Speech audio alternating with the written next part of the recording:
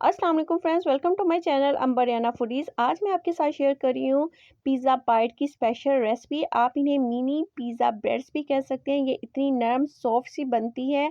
मैं आपको इसकी लुक चेक करवाती हूँ पास करके। इसकी जो स्टफिंग है वो बहुत ही आला डिलीशियस सी होती है। ये तोड़कर मैं आपको चेक करवा रही हूँ, ये देखें। और इसकी जो डो है ना, इतनी जालीदार कैसे बनती है, बहुत ही नरम सी सॉफ्ट सी बनेगी। ये देखें, बिल्कुल भी खाकर भारीपन सा महसूस नहीं होगा। आप इन्हें बच्चों को लंच बॉक्स में भी बनाकर दे सकते हैं और एज़ अ हाई टी पे चाय के साथ एज़ अ स्नैक्स भी पेश कर सकते हैं। और उसके लिए क्या करना है, वीडियो को स्किप नहीं करना, वीडियो को फुल वॉच करना है। वीडियो अच्छी लगी तो चैनल को लाइक एंड सब्सक्राइब लाज़मी कर दीजिएगा। Let's start the recipe now. सबसे पहले 1.5 कप लिया है मैंने तकरीबन मैदे का, और इसमें डालूंगी 1 tablespoon sugar powder, half tea spoon नमक का और 1 टेबलस्पून ईस्ट का। अच्छा, ईस्ट फ्रेश लिया करें और इससे अच्छी ये होता है कि आपकी डो बहुत अच्छे से राइस होती है। एक अंडा लिया है, अंडा रूम टेम्परेचर वाला लेना है, फ्रिज वाला नहीं लेना। अच्छा, इसमें मैंने तकरीबन हाफ कप जो है दूध का डाल दूंगी। ज़्यादा नहीं डालना, थोड़ा थोड़ा करके डालना है। अच्छा, अगर आपको ज़्यादा लिक्विड ही लगे तो आपने हाफ से भी थोड़ा सा कम कर लेना है। अच्छा, नीम गर्म दूध लिया है, इतना नीम गर्म दूध लेना है कि आप इसको अच्छे से टच कर सके। उसके बाद साथ ही मैंने इसमें डाल दिया था 2 टेबलस्पून तकरीबन ऑयल का, और इसको अच्छे से नीटली आपने गूंद लेना है। ये देखें, आपने कलाइयों पे थोड़ा सा स्ट्रेस डाल के इसको अच्छे से स्ट्रेच करना है, फिर इसको गूंद लेना है। इतनी देर गूंदना है कि ये हमारी जो डो है वो अच्छे से नीटली गूंद जाए। अगर हाथों के साथ आपकी डो चिपके तो आपने थोड़ी सी हाथों को ऑयलिंग कर लेनी है। तकरीबन 5 से 7 मिनट आपने अच्छे से इसको गूंथ लेना है। ये देखें, बिल्कुल जब हाथों के साथ चिपकना बंद हो गया तो मैंने ये डो हमारी जो है अच्छे से गूंथ चुकी है। इसको अब आपने 45 मिनट्स के लिए कवर करके रख देना है ताकि ये अच्छे से राइस हो जाए। दूसरी तरफ एक पैन में मैंने 2 टेबलस्पून ऑयल का लिया है। ऑयल जब लाइटली गर्म हो जाए तो अब हमने मीडियम साइज़ का प्याज चॉप किया मैं इसमें डाल दूंगी। अच्छा, प्याज आपने बहुत ज़्यादा ओवर कुक नहीं करना, लाइट सा सोते करना है। फ्लेम आपने धीमी रखनी है। इसमें डालूंगी 1 टेबलस्पून लहसुन अदरक का पेस्ट और इसको अच्छे से मिक्स कर लूँगी। अच्छा, और दोनों चीज़ों को आपने ओवर फ्राई या ओवर कुक नहीं करना, फ्लेम आपने धीमी रखनी है। अब मैं इसमें डालूंगी तकरीबन 200 ग्राम चिकन श्रेड किया हुआ। ये मैंने बॉईल करके इसको श्रेड कर लिया था। इसमें कोई भी नमक या कुछ भी ऐड नहीं किया था, और इसको अच्छे से मैं मिक्स कर लूँगी। तकरीबन 2 मिनट के लिए आपने इसको पकाना है, इससे ज़्यादा और नहीं पकाना। अब मैंने हाफ शिमला मिर्च ली है, इसको भी मैंने चॉप कर लिया था, वो डाल दूँगी, और थोड़ी-सी मैंने बंद गोभी चॉप की हुई वो ऐड कर दूँगी। अच्छा, अपने टेस्ट के हिसाब से आप गाजर या मटर वो भी ऐड कर सकते हैं। इसके अलावा मैं इसमें डालूँगी 1 टेबलस्पून नमक का, 1 टेबलस्पून ब्लैक पेपर और 1 टेबलस्पून ही इसमें डालूँगी चिली फ्लेक्स। इसके अलावा आपने कोई भी इसमें स्पाइसेस ऐड नहीं करनी, बस इतनी सी स्पाइसेस इसमें जाएँगी, और इसको हमने अच्छे से मिक्स कर लेना है लो फ्लेम पे। इसको थोड़ा साइड पे करके वेजिटेबल्स को हमने एक साइड पे डाला है 1 टेबलस्पून बटर का। बटर जब मेल्ट हो जाए तब इसमें मैं ऐड करूँगी 1 टेबलस्पून मैदे का। मैदा आपने तकरीबन 3 मिनट के लिए भूनना है, 2 से 3 मिनट के लिए लो फ्लेम पे, ताकि इसका जो कच्चेपन वाली स्मेल होती है, टेस्ट होता है, वो ख़त्म हो जाए। भूनने के बाद अब मैं इसमें ऐड कर दूंगी तकरीबन 1 कप दूध का,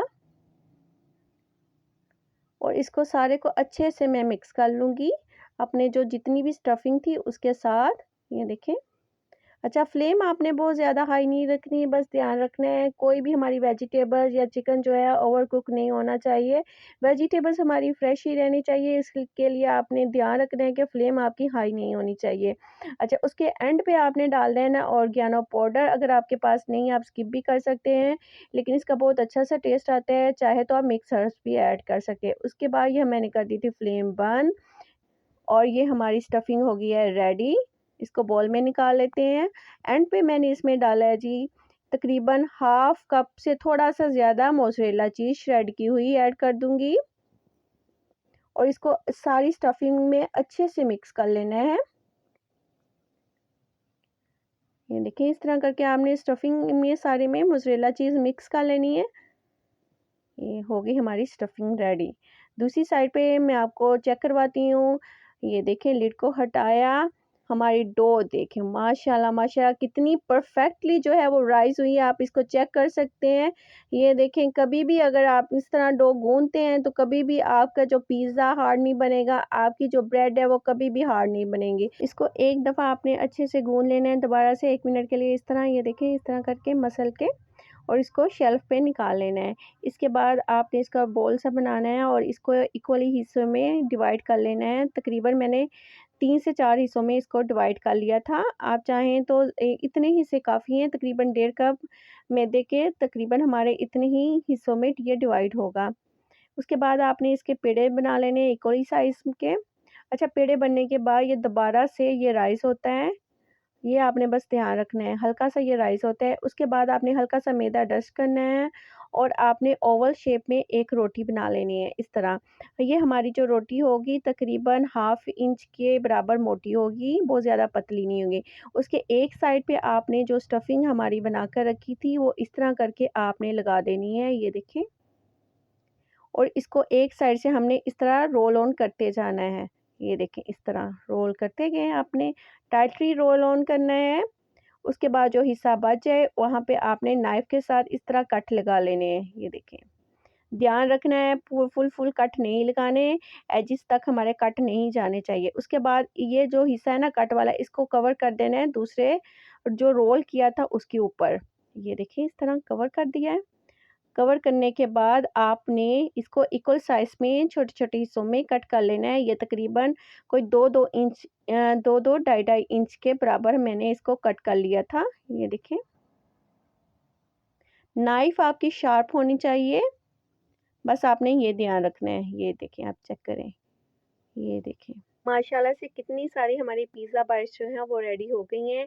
ऊपर ब्रशिंग की है मैंने एग यॉक की। एग यॉक को आपने अच्छे से बीट करना है और बाद में आपने इसके ऊपर ब्रश करना है।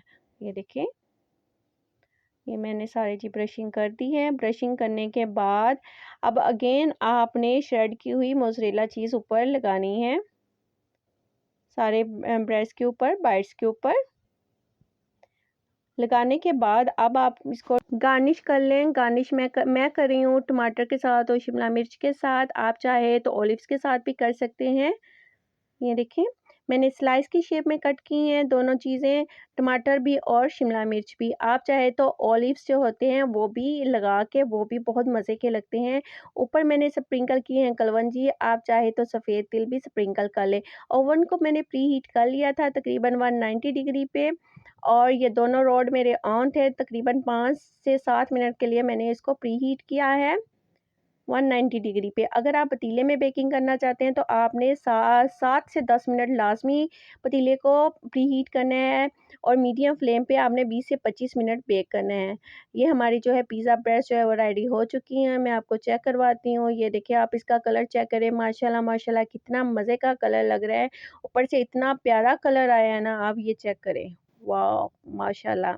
और इसका जो टेक्सचर है वो बहुत ही नरम और सॉफ्ट सी ये बनकर रेडी हुई हैं।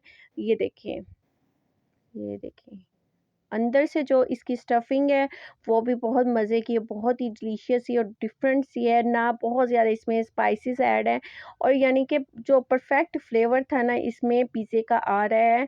आई होप कि आज की रेसिपी आपको बहुत अच्छी लगी। अगर अच्छी लगी मेरे चैनल को लाइक एंड सब्सक्राइब लाजमी कर दीजिएगा। फिर मिलेगा नई रेसिपी के साथ, वीडियो के साथ। टेक केयर, अल्लाह हाफिज़।